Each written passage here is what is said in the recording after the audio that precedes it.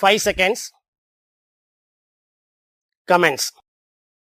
வணக்கத்திற்குரிய பெரியோர்களே, தாய்மார்களே, உங்கள் அனைவருக்கும் எனது அன்பு மிகுந்த வணக்கத்தையும் சுதந்திர தின நல்வாழ்த்துக்களையும் தெரிவித்துக் கொள்கிறேன். வரலாற்று சிறப்புமிக்க இந்த புனித ஜார்ஜ் கோட்டை கொத்தளத்தில் நம் தாய் திருநாட்டின் மணிக்கொடியை 4வது முறையாக ஏற்றி வைப்பதில் நான் பெருமிதம் அடைகிறேன். இந்த நாள் இந்திய நாட்டின் விடுதலைக்காக போராடிய தியாகிகளையும், குறிப்பாக தமிழகத்தை சேர்ந்த பல தியாக செம்மல்களையும் நினைவு கூறும் ஒரு நல்ல நாள். வங்கக் கடலோரம் வீசும் பூங்காற்றில் சுதந்திரமாக பட்டொளி வீசும் நம் தாயின் மணிக்கொடி இந்திய திருநாட்டின் சுதந்திரத்திற்காக தங்கள் இன்னுயிரை தியாகம் செய்த பல தியாக செம்மல்களின் வரலாற்று பதிவுகளை நம் கண் முன்னே கொண்டு வந்து சேர்க்கிறது. ஒவ்வொரு இந்தியனின் உணர்விலும் அகிம்சை கலந்திருப்பதை உணர்ந்த நம் தேசத்தை காந்தியடிகள் அடிமை விலங்கை தகர்த்தெறிந்து அகிம்சை வழியில் தேசத்தையே ஒருங்கிணைத்து அறப்போராட்டங்கள் நடத்தி நம் தாய் திரு நாட்டிற்கு சுதந்திரத்தை பெற்று தந்தார். நம் தமிழகத்தை சேர்ந்த பல தியாக சீலர்கள் இந்திய நாட்டின் அடிமை விலங்கை தகர்த்தெறிய தங்கள் வாழ்நாளை அர்ப்பணித்தனர். அவர்கள் தங்களுடைய நலனை பற்றி சிறிதும் சிந்திக்காது நாட்டின் விடுதலைக்காகவே தங்கள் வாழ்நாளை தியாகம் செய்தனர். அவர்களின் தியாகங்களை நினைவு கூறும் திருநாள் இந்நாள்.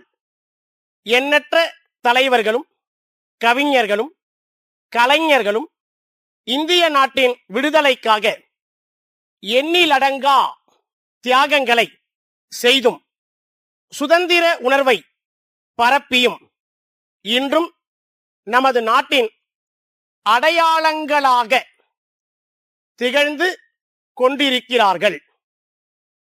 சமீபத்தில் நமது எல்லை பகுதியில் அண்டை நாடு ஆக்கிரமிப்பு செய்ய முற்பட்ட போது நாம் இந்தியர் என்ற உணர்வோடு நம் படைக்கு பின் வலுவாக துணை நின்றோம். இந்திய நாட்டின் விடுதலைக்காக தங்களின் இன்னுயிரை ஈந்த தியாக செம்மல்களை சிறப்பிக்கும் வகையில் அவர்களுக்கு வழங்கப்பட்டு வரும் ஓய்வூதியமும், சுதந்திர போராட்ட வீரர்களின் வாரிசுதாரர்களுக்கு வழங்கப்பட்டு வரும் குடும்ப ஓய்வூதியமும், சிறப்பு ஊதியமும் உயர்த்தி வழங்கப்படும் என்பதையும் மகிழ்ச்சியுடன் தெரிவித்துக் கொள்கின்றேன்.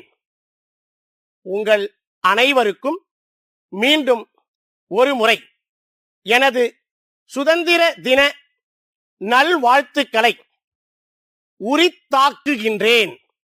நன்றி, வணக்கம். திருப்பூர் குமரன் வீதியில் இருக்கும் கண்ணப்பன் கோவை சாந்தா பதிப்பகத்திற்கு எழுதும் கடிதம். அன்புடையீர், வணக்கம். இம்மாதம் முதல் வாரத்தில் 5 தமிழ் சுருக்கெழுத்து புத்தகங்கள் கோரி தங்களுக்கு கடிதம் அனுப்பி இருந்தேன். தங்களால் அனுப்பப்பட்ட பதிவு கட்டு நேற்று கிடைத்தது. அக்கட்டினை பிரித்து பார்த்தபோது அதில் 4 சுருக்கெழுத்து புத்தகங்கள் மட்டுமே இருந்தது. உரையின் அளவும் 4 புத்தகங்கள் அடங்கும் அளவில்தான் உள்ளது. இத்துடன் தாங்கள் அனுப்பிய புத்தகங்களின் உரையையும் இணைத்து அனுப்புகிறேன். எனவே விடுபட்டு போன ஒரு புத்தகத்தை விரைவில் அனுப்பி வைக்குமாறு அன்புடன் கேட்டுக்கொள்கிறேன். மேலும் புத்தகத்தின் விலை 90 ரூபாய் என்பதை நான் பின்னர் அறிந்து கொண்டேன். தாங்கள் கோரியதற்கிணங்க ஒரு புத்தகத்திற்கு 100 ரூபாய் வீதம் 5 புத்தகங்களுக்கு 500 ரூபாய்க்கான காசோலையை அனுப்பியுள்ளேன். தங்கள் உண்மையுள்ள